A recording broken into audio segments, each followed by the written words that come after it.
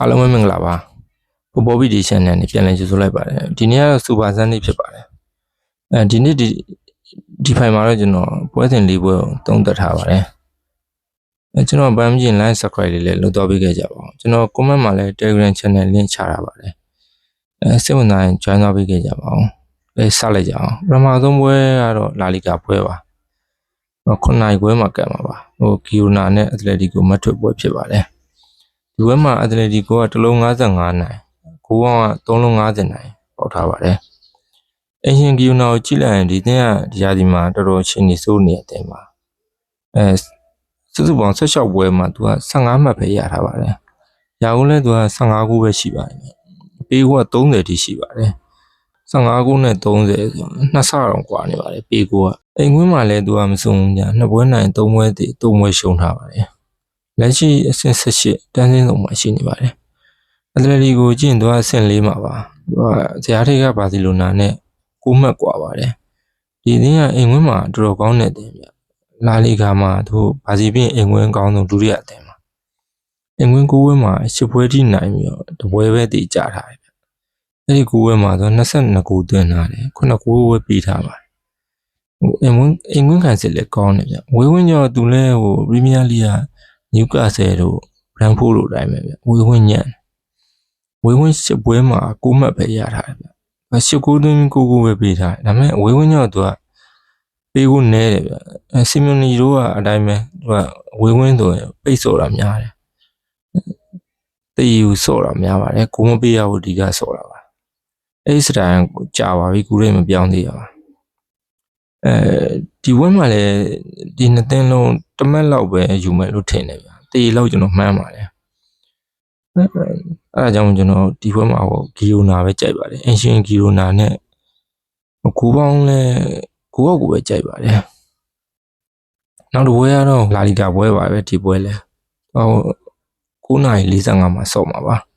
ဗီလာရီယက်နဲ့ဘာစီလိုနာဖြစ်ပါတယ်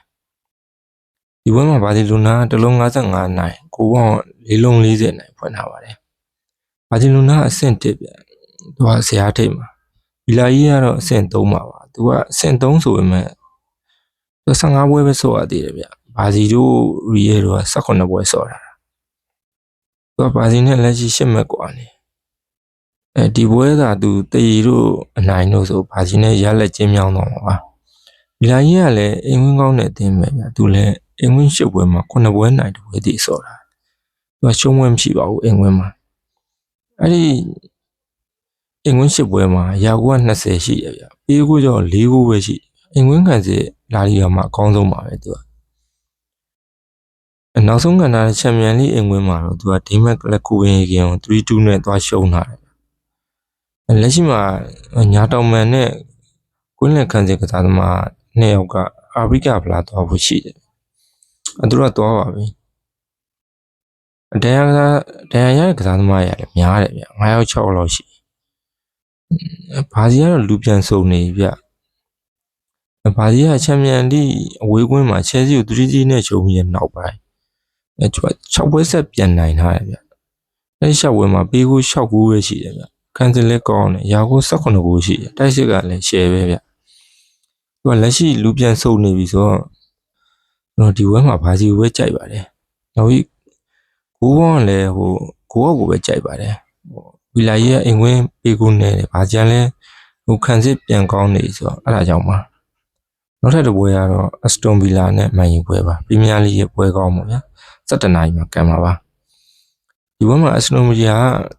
ပြန်ပေးထားရဗျ level 55ရှုံးနဲ့ကိုက3လုံး40ရှုံးပေးထားပါတယ်အက်စတွန်ဗီလာအဆင့်3မှာပါအာဆင်နယ်ထိပ်ဆုံးအာဆင်နယ်နဲ့3မှတ်ပဲကွာပါတယ်မန်ယူကတော့အဆင့်6မှာပါသူအက်စတွန်ဗီလာနဲ့မန်ယူနဲ့ကြားမှာ9မှတ်ကွာထားပါတယ်အက်စတွန်ဗီလာကိုကြည့်ရင်တော့သူကတော်တော်ကောင်းနေဗျ6ဝက်ဆက်ကြီးအောင်နိုင်လာတာသူကတေးတော်မကြောက်အဲ့ဒီနိုင်ပွဲထဲမှာအသင်းကြီးလည်းပါတယ်ဗျအိမ်ကွင်းဆိုအသင်းကြီးလည်းသူကချတာပဲအိမ်ကွင်းကောင်းတယ်ပို့ပြီးတော့လေသူ့ထက်ကအဆင့်1နဲ့အဆင့်2အာဆင်နယ်နဲ့မန်စီးတီးကိုလည်းသူကအိမ်ကွင်းမှာအနိုင်ကန်တာဗျသူကအိမ်ကွင်းမှာပဲလေးတတင်းကိုပဲရှုံးထားပါတယ်အဲ့ဒါရာသီအစမှာပါနယူးလည်းတေးကြတာ နှစ်ပွဲကရာသီစမှာဗျာသူရာသီစပွဲစဉ်4-5လောက်ထိပြီးလာရုံးကန်နေရတာပါပွဲစဉ်6ကစပြီးစက်တိုက်နိုင်လာတာဗျာဒါမှလီဗာပူးကိုအဝေးကွင်းမှာပဲ2စီးနဲ့ရှုံးတဲ့တပွဲပဲဗျာကျန်တဲ့ပွဲကုန်နိုင်တာအပွဲကတော်တော်ကောင်းတယ်လို့ပြောရမှာဗျာသူအကြလိုက်ပြီးစောနေတယ်လို့လေတချို့ကုန်နိုင်လည်းရှိပါတယ်မန်ယူကြည့်လိုက်ရင်နောက်ဆုံး9ပွဲမှာ2ပွဲနိုင်2ပွဲတည်1ပွဲရှုံးလာတယ်ဗျသူကအမှတ်ရတဲ့ပွဲဆိုကြိုးကြောင်နေလောက်တာဗျာနောက်ဆုံးပွဲဆိုဟိုအတင်းငယ်နဲ့တွေ့တဲ့ဟာမနိုင်ဘူးအဲ့ဒါကြောင့်အဆင့်6မှာရောက်နေတာဗျနောက်ဆုံး9ပွဲမှာဆိုရင်အိမ်ဝင်းမှာအေဗာတန်ကိုရှုံးတယ်ဗျအိမ်ဝင်း3ပွဲမှာဟိုဝမ်ဟန်နဲ့ဘုံမောက်ကိုတည်ကြတယ်အမှန်ဆိုရင်ဗျအေဗာတန်ကိုလည်းနိုင်တယ်ဝမ်ဟန်ကိုလည်းနိုင်တယ်ဘုံမောက်ကိုလည်းနိုင်တယ်မဟုတ်ဘူးဆိုရင်တော့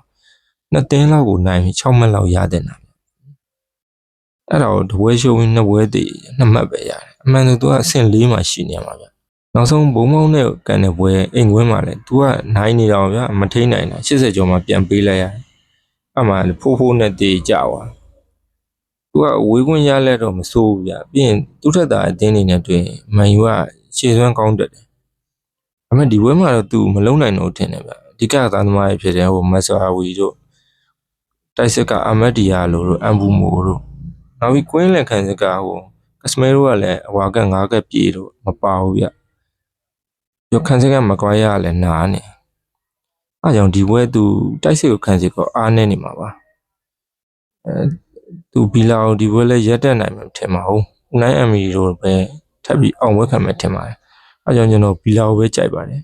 နောက်ပြီးမန်ယူတိုက်စစ်အားနေနေရကြအောင်ကျွန်တော်ကိုအောက်ကိုလည်းကြိုက်ပါတယ်နောက်တစ်ပွဲကတော့စီးတီပွဲဖြစ်ပါတယ်ဖီယိုရနီနာနဲ့အိုရီနီပွဲပါဒီပွဲ17နာရီပွဲမှာကန်ပါပါဒီပွဲမှာဖီယိုရနီနာဟို level 50ရှုံးကိုကောင်ကနှလုံး60ရှုံးပေးထားပါတယ်ဖီယိုရနီနာတော့ဗျာဟိုတရားအောက်ဆုံးမှာရောက်နေအခုကတော်တော်ဆိုးရဒီရာဒီမှာဟိုဒီနေရာတော့အဆင့်30မှာရှိပါတယ်ဖီယိုရင်ဆိုတဲ့အတင်းကနိုင်လုံးနဲ့လိုက်နေဗျာတော်တော်ဆိုးနေကိုနောက်ဆုံး9ပွဲမှာ currently တပွဲပဲနိုင်ထားတယ်စီးရီးမှာနောက်ဆုံး3ပွဲဆက်ရှုံးနေဗျာအဲ့အရှိကလည်းတေးကြတာဒီဟာဒီစီးရီးပွဲမှာစီးရီး A မှာသူနိုင်သေးဘူးဗျစီးရီး A မှာနိုင်ပွဲမရသေးတဲ့အတင်းနဲ့တော့အတင်းမှာဒီဖီယိုရီနာ15ပွဲကန်ထားတာအဲ့မှာ6ပွဲကတေး9ပွဲထိရှုံးနေတော်တော်ဆိုးတယ်လက်ရှိကတော့ဟိုတန်းစင်းဆောင်စရာအောက်ဆုံးပါဗျပြန်ရုံးမှုတော့တင်နေပါပြီသူ့ထက်ကတန်းတက်လာပီဇာနဲ့တောင်4မှတ်กว่าထားပါတယ်ဟိုတန်းစင်းဆောင်အထက်ကပါမားနဲ့ဆို10မှတ်တောင်กว่าတယ်ဗျဒီပွဲသာထက်ပြီးတေချာရှုံးမယ်ဆိုရင်သူကရမှတ်တော်กว่าတော့ပါဗျအဲကြောင့်သူရုံးတင်နေပြီးတော့ထင်ပါတယ်ဒါမဲ့တခုထီးစမ်းတာဒီပွဲမှာဟိုအဆင့်20ဟိုအောက်ဆုံးရောက်နေတဲ့အတင်းကအဆင့်30ကအိုဒီနီကို level 50ကျော်ပြန်ပေးနေရအမှန်ဒီပွဲကတေးလောက်ပဲပေးတင်ပါတယ်ဒီစင်းနဲ့ဒီစင်းသူ့ရလက်တွေလောက်ဆိုးနေအဲကြီးတစ်ပေါက်ကြောင့်ကျွန်တော်ဖီယိုရင်နီနာကိုပဲကြိုက်ပါတယ်ဖီယိုရင်ကိုပဲကျွန်တော်ဒီပွဲမှာကြိုက်ပါတယ်အကြိုက်တူမဲ့သူတော့နည်းမယ်ထင်ပါတယ်အဲဒါကြောင့်မတူရင်ဘာသာတို့ပတ်တာကံပါအားလုံးကျေးဇူးတင်ပါတယ်အနိုင်ရလက်ယူဆောင်နိုင်ကြပါစေ